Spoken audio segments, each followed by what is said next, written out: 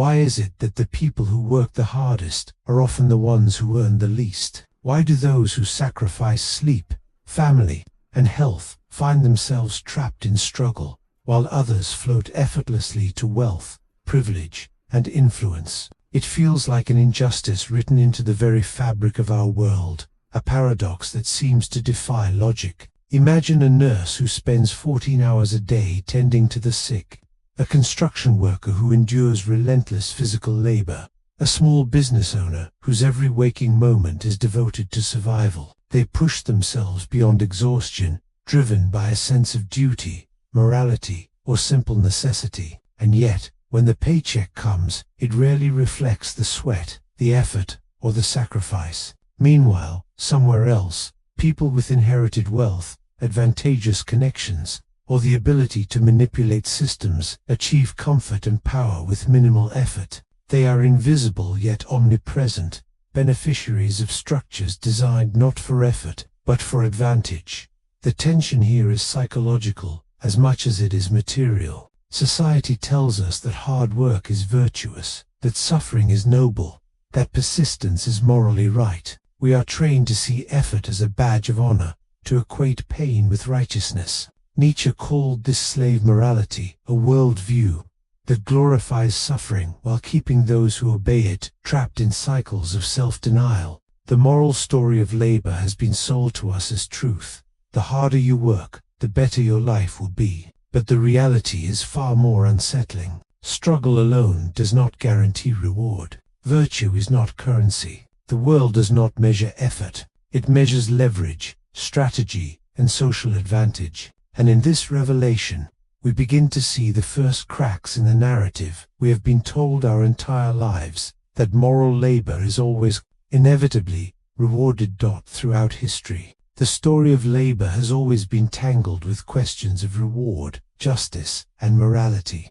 In ancient Greece, Aristotle argued that human flourishing, or eudaimonia, came from virtuous effort. Work was tied to purpose, excellence, and the cultivation of character. Yet even then, the rewards of labor were rarely equal. Slaves, peasants, and servants to the elite labored endlessly, while their masters enjoyed the fruits of their toil. Fast forward to medieval Europe, where the peasantry worked sun-up to sundown, cultivating lands they would never own, paying tribute to lords who slept comfortably behind castle walls. Their effort was immense, their suffering unquestionable. Yet the system rewarded compliance rather than ingenuity. The pattern persisted into the industrial era, where factories demanded relentless hours from exhausted laborers, often under dangerous conditions. Sweat, pain, and moral fortitude were celebrated as virtues, yet wages remained minimal,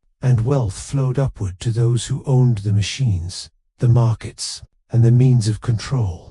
This is where Nietzsche's critique becomes especially illuminating. He argued that moral labor, the belief that suffering for the sake of work is inherently noble, is a construct of slave morality. Societies glorify effort and self-denial because it serves the powerful. It pacifies the masses, teaching them that enduring hardship makes one virtuous, even when it perpetuates inequality. Those who exploit systems without toil are labeled greedy or immoral, while those who work relentlessly, obey the rules, and accept suffering are admired, even if they remain poor. History reveals the psychological genius of this arrangement. Admiration for effort creates loyalty, self-blame for failure, and an acceptance of hierarchy. The paradox becomes clear. Effort is celebrated, yet reward is often detached from work. Societies tell stories that moralize struggle, shaping culture and psyche to maintain inequality. Hard work is painted as a ladder to virtue, yet the rungs are not equally spaced. Understanding this history allows us to see that the modern struggle is not an accident, but the continuation of centuries-old patterns. We begin to recognize that hard work alone does not guarantee prosperity, that morality has been weaponized to uphold social order, and that the systems rewarding ingenuity over labor have been quietly in place for millennia. Why do we instinctively admire struggle? Why does effort, in and of itself, feel moral, even when it fails to bring reward? The answer lies deep within our psychology. Humans are wired to find meaning in effort. When we labor tirelessly, endure hardship, and persevere against obstacles, our brains release subtle signals of accomplishment and self-worth. Society amplifies this natural response, teaching us from childhood that hard work equals virtue, that suffering proves character, that persistence is not just practical, it is morally right. The harder you work, the more you are good in the eyes of yourself and others. Nietzsche called this slave morality.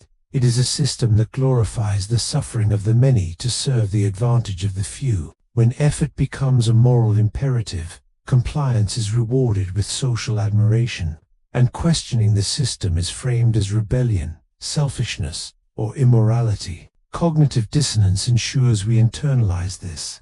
We suffer, we struggle, we fail to achieve material reward, yet we convince ourselves that enduring hardship is inherently noble. It reassures us that the world is just, that we are virtuous, and that we deserve respect for our toil. Crowd psychology intensifies this effect. Observing others labor diligently reinforces our belief in the morality of effort. We applaud the overworked, the persevering, the exhausted, and in doing so, we reinforce the social order. The admiration of struggle masks structural inequality. We fail to notice that some accumulate wealth and power, not through effort, but through strategy, networks, and leverage. Meanwhile, those who work relentlessly without system-level advantage often become trapped in cycles of exhaustion and self-blame. The paradox is profound. Effort feels moral, yet it is not a reliable currency. Pain and perseverance can elevate status in perception, but not necessarily in material terms. The psychology of labor transforms hardship into virtue, ensuring obedience and internalization of hierarchy. Those who suffer are praised, those who manipulate systems are condemned, and the invisible mechanisms that reward the few remain unnoticed. Understanding this psychology is crucial. It explains why, despite centuries of labor and technological progress, the paradox persists. Hard work continues to be morally celebrated even when it does not deliver economic justice. By recognizing the cognitive and social biases that glorify struggle, we begin to see the invisible structures that shape our lives, and we start questioning the age-old belief that effort alone should bring reward. The world does not reward effort equally, it rewards advantage. While we glorify struggle, the systems that surround us quietly ensure that leverage, cunning, and structural positioning determine outcomes far more than sweat ever could. Throughout history, those who control resources, institutions, and networks have reaped wealth disproportionately, often with minimal effort. Ownership of land, capital, or influence creates exponential power. A single decision can multiply wealth in ways labor alone never could. Meanwhile, those who work tirelessly remain bound by rules they did not create. They are labor-feeding systems that favor the already privileged. Consider the modern economy. Executives, investors, and heirs of fortune often gain vast rewards, not because they work harder, but because they understand the rules of leverage, social networks, and systemic manipulation. They exploit loopholes, inherit privilege, or control information flows. Every corporation, every market, every social institution is structured to magnify the impact of strategic advantage, while masking the contributions of ordinary workers. Meanwhile, laborers, nurses, teachers, delivery drivers, office workers exchange time for money in a system that rarely scales in their favor. Their effort is visible, measurable,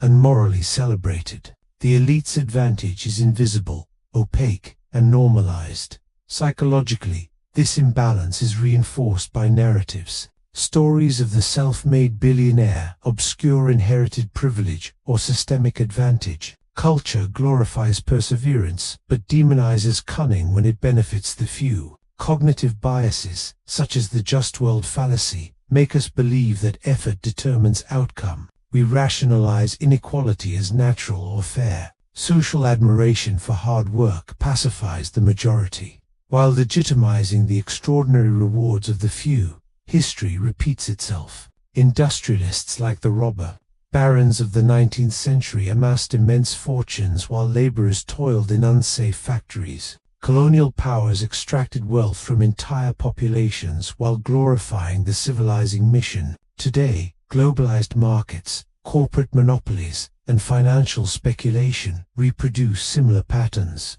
Laborers remain indispensable but undervalued, their efforts celebrated as moral virtue, yet detached from material reward. Strategic positioning, knowledge, and influence qualities often invisible to the public carry far greater weight. This is the hidden architecture of exploitation. Hard work is not the currency that buys security, prosperity, or influence. Systems are designed to reward leverage, not labor. Admiration for effort ensures compliance, masking inequality while glorifying virtue over practicality.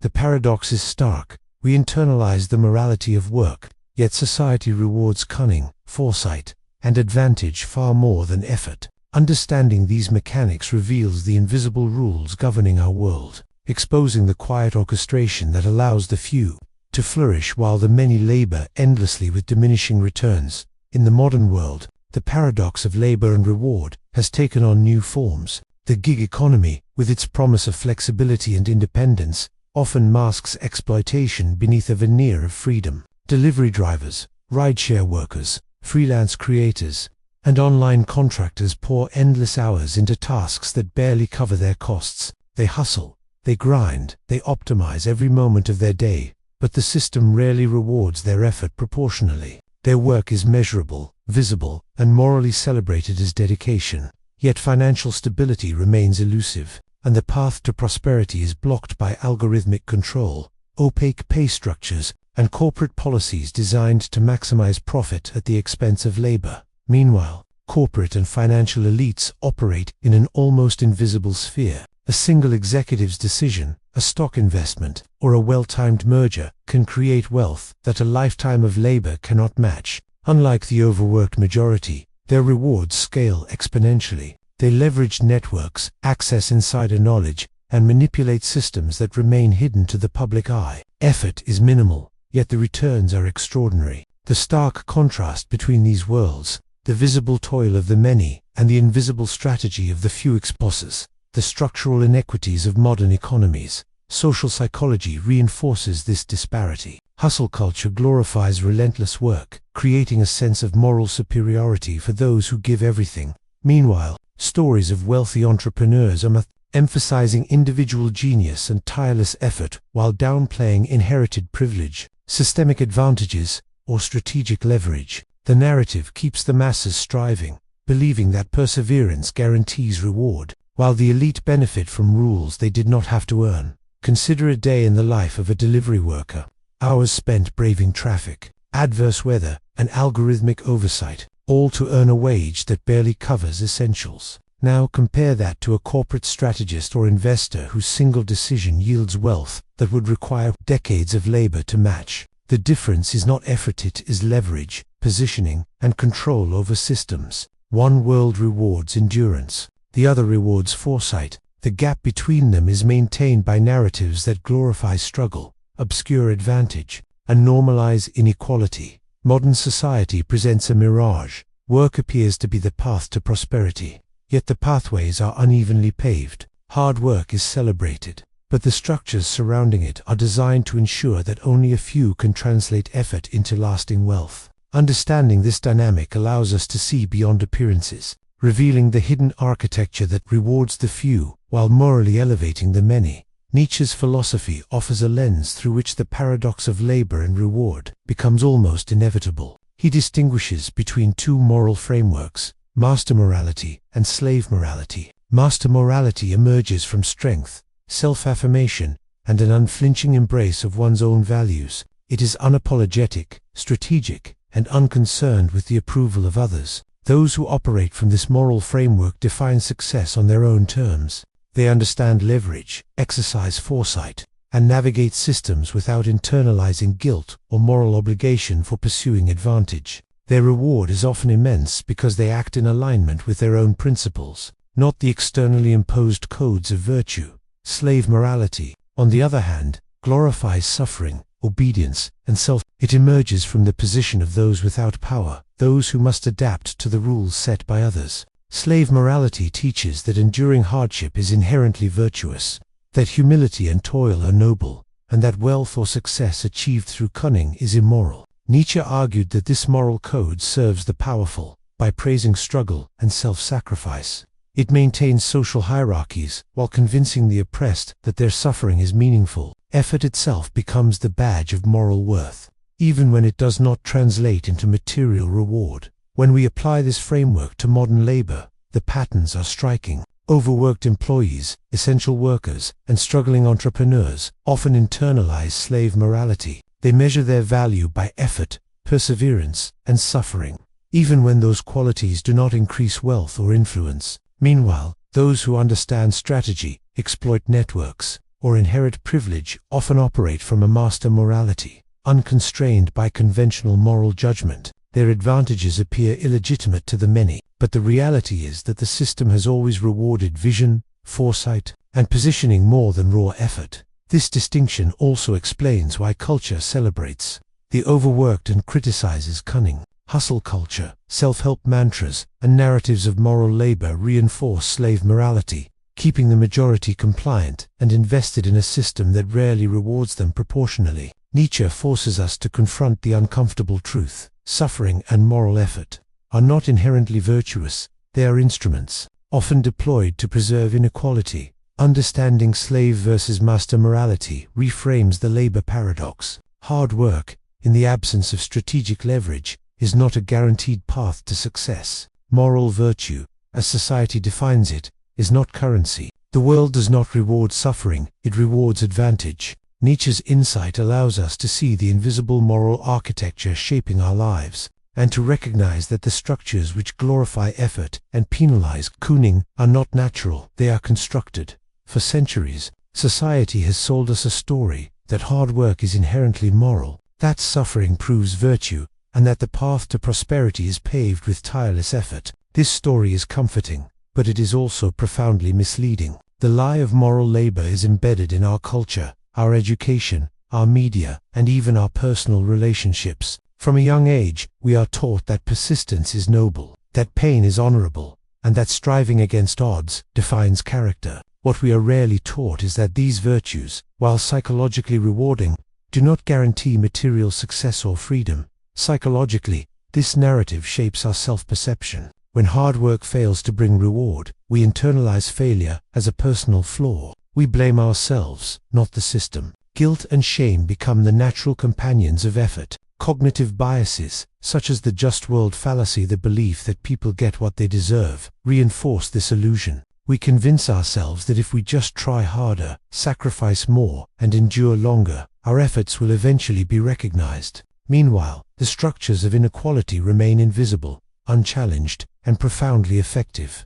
Culturally, the lie of moral labor serves a social purpose. It maintains hierarchy. By glorifying effort, society legitimizes the uneven distribution of wealth and power. Those who profit disproportionately are cast as immoral or exceptional, while those who labor tirelessly are lauded for their virtue, regardless of material outcome. History is filled with examples: overworked peasants, factory laborers, colonial subjects, and now, GIG workers and underpaid professionals. Across time, admiration for effort has masked exploitation, normalized inequality, and pacified the masses. The implications are psychological and existential. Hard work is no longer simply an economic action. It is a moral identity. People measure self-worth in hours spent, tasks completed, and obstacles endured. The system thrives on this internalization. Nietzsche's critique becomes hauntingly relevant. Moral labor glorifies suffering, rewards obedience, and penalizes strategic intelligence. In essence, we are trained to admire our own subjugation, to take pride in a struggle that the system has designed to keep us compliant. Recognizing this lie is the first step toward liberation. By questioning the moral stories we have inherited, by distinguishing effort from reward, we can begin to see the invisible mechanisms that shape our lives. Understanding the cultural and psychological forces that glorify labor allows us to confront reality more honestly, to redefine what it truly means to work, to succeed, and to thrive. If effort alone does not guarantee reward, then what does? The answer lies in strategy, leverage, and awareness. Hard work, without understanding the systems that govern outcomes, is like rowing against a current you cannot see. To navigate the modern world effectively, one must learn to work smart as well as hard, to identify opportunities where leverage multiplies effort, and to recognize that influence, networks, and knowledge often outweigh sheer labor. Nietzsche's ideas of self-overcoming and creating one's own values become essential here. Success is not granted by adherence to moral labor, but by understanding the game and mastering it on your own terms. Strategy begins with awareness. Recognizing the invisible structures that reward advantage rather than effort is crucial. This is not about abandoning hard work. It is about directing it where it has impact. It is about distinguishing between tasks that merely consume energy and those that build leverage, influence, or option. Entrepreneurs, creators, and innovators exemplify this principle. They may labor, but their effort is guided by insight, connections, and foresight, producing outcomes that far exceed what sheer labor could accomplish. Leverage can take many forms: social networks, access to resources, inherited knowledge, or strategic timing. The few who thrive understand that effort alone is insufficient. They invest in compounding advantage. The overworked majority, meanwhile, remains locked in cycles of moralized labor, believing that persistence is its own reward. In reality, effort without leverage is vulnerable to diminishing returns. Awareness also requires psychological clarity. Understanding cognitive biases, such as overvaluing visible effort while undervaluing systemic advantage, allows one to make decisions grounded in reality rather than morality. Recognizing the narratives that glorify suffering frees the mind from guilt and internalized self-blame,